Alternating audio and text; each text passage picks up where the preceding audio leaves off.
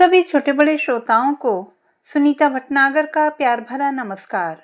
Audio stories के हमारे channel कहानी जगत में आप सभी का स्वागत है।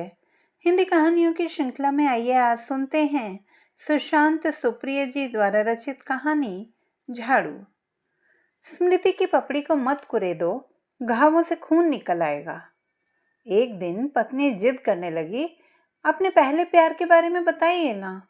आपके जीवन में मेरे आने से पहले कोई तो रही होगी। स्टूडेंट लाइफ में आपने किसी से तो इश्क किया होगा।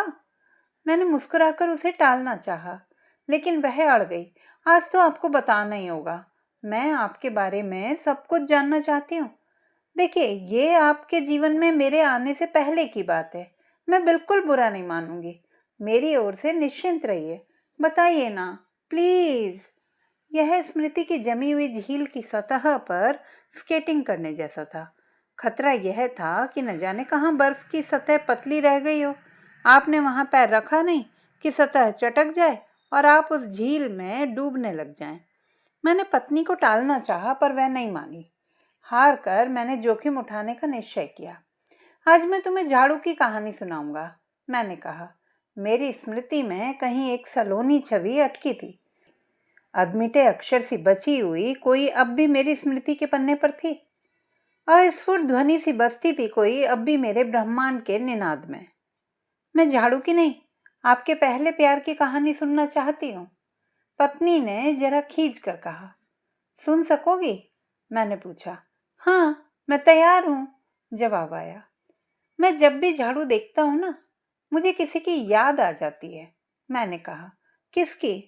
उसकी जो कहती थी, यातनाओं के सैकड़ों हजारों वर्ष जिंदा हैं झाड़ू में। कुछ शब्द आपको फिर से पीछे ले जाते हैं, उस अतीत की ओर जो किसी मरी हुई तितली सी बंद पड़ी होती है बच्चे की किताब के किसी भूले हुए पन्ने में। जब भी काम वाली बाई नहीं आती, मैं झाड़ू उठाकर सारा घर खुद ही साफ कर देता। पत्नी रोकती भी, लाइए मैं झाड़ू मार देती हूँ, आप क्यों तकलीफ कर रहे हैं। लेकिन मैं नहीं रुकता। हालांकि बेटा यह देखकर नाक भौं सिकुड़ता था। वह कॉन्वेंट स्कूल में पढ़ता था। एक दिन कहने लगा, पापा ये तो गंदा काम है, मेड्स का काम है। Why do you this dirty work? तब मैंने उसे समझाया, बेटा अपने घर का काम खुद करना आना चाहिए। कोई काम गंदा नहीं होता। अगर एक हफ्ता मेड नहीं आएगी तो क्या तुम गंदगी में ही पड़े रहोगे? फिर जो काम पसीना बहाकर किया जाता है, जो काम मेहनत से किया जाता है, वह काम कभी डर्टी नहीं होता। धीरे धीरे बेटा भी यह बात समझ गया। अब कभी कभी काम वाली बाई के नहीं आने पर वह भी घर में झाड़ू लगा देता है। पहेलियां मत बुझाइए, अब साफ साफ बताइए कि किसकी याद आ जाती है आपको झाड़ू देखकर, पत्नी पूछ रही थी। वह कॉलेज में मेरी सहपाठी थी। उसकी माँ लोगों के घरों में झाड़ू पोछा मारती थी। उस इलाके के एक मास्टर साहब ने उसे मुंह बोली बेटी बनाकर पढ़ाया लिखाया था। उसका नाम कुछ भी हो सकता था, धनिया, झुनिया, लेकिन असल में उसका नाम कमला था। मैंने कहा, तो आपको एक काम वाली बाई की बेटी से इश्क हो गया? पत्नी ने व्यंग्य से कहा। क्यों? काम वाली बाई की बेटी इंसान नहीं होती? उससे इश्क करना गुनाह है क्या? मैं बोला। इस पर पत्नी चुप रही। मैंने फिर कहना शुरू किया। जितनी मेधावी छात्रा थी वह, उतना ही खूबसूरत उसका व्यक्तित्व था। फिर क्या हुआ? आपने उसी से शादी क्यों नहीं कर ली? पत्नी ने पूछा। उसके स्वर में थोड़ी जलन थी।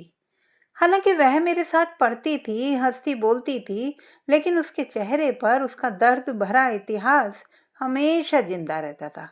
हमारे बीच जातियों के जंजाल का वायर फेंस मौजूद था। मैं इस कंटीले तार के फेंस को पार करना चाहता था। फेंस के उस पार वह थी और इस पार मैं।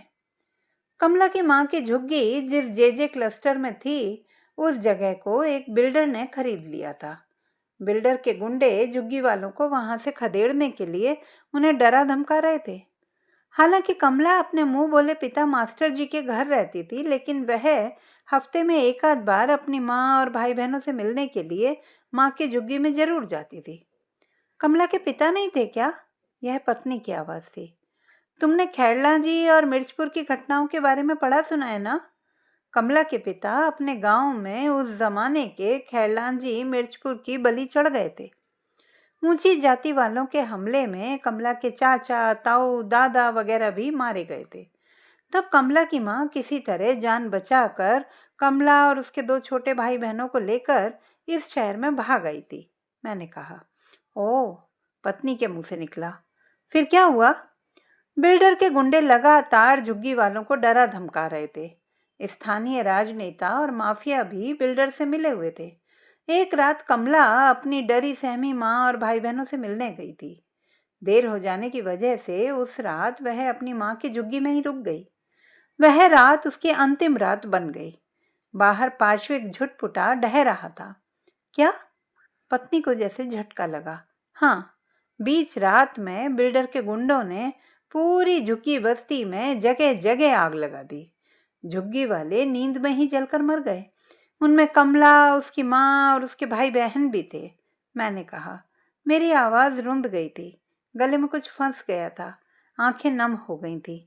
पत्नी ने मेरा हाथ पकड़कर मेरा सिर अपनी गोद में रख लिया। मुझ पर झुकते हुए उसने धीरे से पूछा, आप बहुत प्यार करते थे उससे? बाहर अब सलेटी अंधेरा चूरे सा झरने लगा था।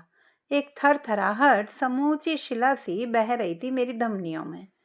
वह थरथराहट पत्नी के वक्ष में मुंह छिपाई थी। बिल्डर के खिलाफ कार्रवाई नहीं हुई?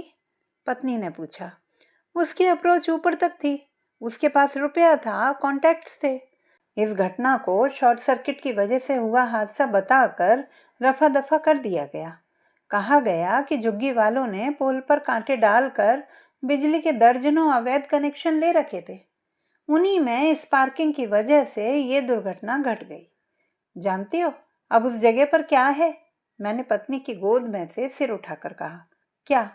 वहाँ अब शहर का मशहूर अटलांटिक मॉल है, जहाँ सभी मल्टीनेशनल कंपनियों की चमचमाती दुकानें हैं।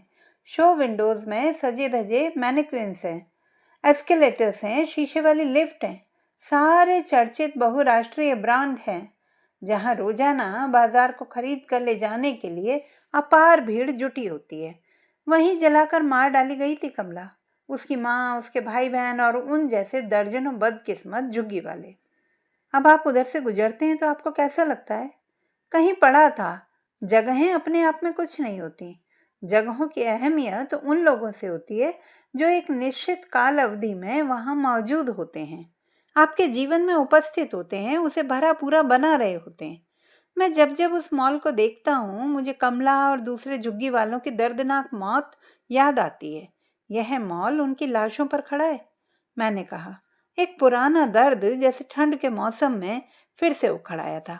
एक बात पूछूं, क्या आपके कमला से अंतरंग संबंध थे? यह पत्नी थी, अपने अधिकार क्षेत्र की सीमा पर मुस्तैद प्रहरी सी। और मुझे वह शाम याद आ गई थी जब कॉलेज के बाद कमला मेरे साथ मेरे किराए के मकान पर आ गई थी। सुबह में जल्दी जल्दी कॉलेज के लिए भाग लिया था। सारा कमरा बेतरतीब पड़ा था। मेरा गीला तौलिया सिलवट भरी चादर वाले बिस्तर पर मुछड़ा पड़ा था। कुर्सी पर सुबह उतारे हुए जांघिया और बनियान पड़े हुए थे। एस्ट्रे बना दी गई एक कटोरी में ढेर सारी राख जमा थी और जल्दी में आधी पीकर बुझा दी गई एक सिगरेट भी वहीं पड़ी थी। कमरे में सुबह झाड़ू लगाना भी भूल गया था। फर्श गंदा था। मेज पर चाय की झूठी प्याली और एक तश्तरी पड़ी थी, जिसमें सुबह हड़बड़ी में बनाकर खाए गए ब्रेड ऑमलेट के कुछ टुकड़े भी बचे हुए थे। कोने में मकड़ी के जाले थे। दीवार पर मधुबाला का पोस्टर था, जिस पर गर्द की एक परत कपड़े से साफ कर दिए जाने की प्रतीक्षा में बूढ़ी हो रही थी। तो ये था मेरा कमरा, जहाँ कमला को बुलाने से पहले मैंने इस सब के बारे में सोचा ही नहीं था। मैंने जल्दी से कमरे की बेतरतीबी को कुछ ठीक किया। कमला कुछ सकुचाई सी कुर्सी पर बैठ गई। पलंग के नीचे से झाड़ू निकाल कर मैं फर्श बुहारने लगा और तब कमला ने कहा था, जानते हो प्रशांत, यातनाओं के सैकड़ों हजारों वर्ष जिंदा हैं झाड़ू में। उसका आधा चेहरा रोशनी में, आधा अंधेरे में था। उसका कथन बिना प्रश्नवाचक चिन्ह का एक सुलगता हुआ सवाल था जिसे अभी हल होना था। सदियों की पीड़ा जैसे उसके चेहरे पर जम गई थी। मैं झाड़ू बिस्तर के नीचे रखकर उसके पास चला आया था, कंटीले तारों के फैंस के दूसरी तरफ, स्वेच्छा से। हौले से उसका हाथ पकड़कर मैंने प्यार से कहा था, स्मृति की पपड़ी को मत कुरे दो, घावों से खून निकल आएगा। यह कहकर मैंने उसके चेहरे पर गिर आई बालों की लटों को पीछे हटाकर उसका माथा चूम लिया था। कमला का खिंचा हुआ चेहरा मेरा स्पर्श पाकर धीरे धीरे नर्म पड़ने लगा था। फिर उसके चेहरे पर एक सलोनी मुस्कान आ गई थी जिसका मैं दीवाना था। हमारे भीतर इच्छाओं के निशाचर पंख फैलाने लगे थे। फिर कमरे की ट्यूबलाइट बुझ गई थी और 0 वाट का बल्ब जल गया था। एक चाहत भरी फुसफुसाहट उभरी थी। फिर एक मादक हंसी गूंज उठी थी। खिड़की के बाहर एक सलेटी रात रोशनी के बचे कुचे कतरे बीन कर ले जा रही थी, लेकिन कमरे के भीतर हमारे अंतर्मन रोशन थे। धीरे धीरे हवा कसाव से भर गई। दीवार पर 2 छिपकलियां आलिंगनबद्ध पड़ी थीं। मैं अपनी प्रिया के स्नेह पाश में था, जैसे सबसे ज्यादा चमकता हुआ नक्षत्र मेरे आकाश में था। उसके भीतर से सम्मोहक खुशबुएं फूट रही थीं। 0 वाट के तांबई उजाले में मांसल सुख अपने पैर फैला रहा था। मेरी धानी परी मेरी बाहों में थी, मेरी मरमिट मेरी निगाहों में थी। ऊपर गेहूं शंख से उसके उत्सुक वक्ष थे, जिनकी जामुनी गोलाइयों में अपार गुरुत्वाकर्षण था। नीचे ठंडी सुराही सी उसकी कमनीय कमर थी, जहां पास ही महुआ के फूलों से भरा एक आदिम जंगल महक रहा था। बीच समुद्र में भटकता जहाज एक हरे भरे द्वीप पर पहुंच गया था। एक ऐसा समय होता है जब तन और मन के घाव भरने लगते हैं, जब सपने सच होने लगते हैं, जब सुख अपनी मुट्ठी में होता है और मुंदी हुई आंखें फिर से खुलना नहीं चाहती, जब सारी चाहतें खुशबूदार फूलों में बदल जाती हैं और जीभ पर शहद का स्वाद आ जाता है।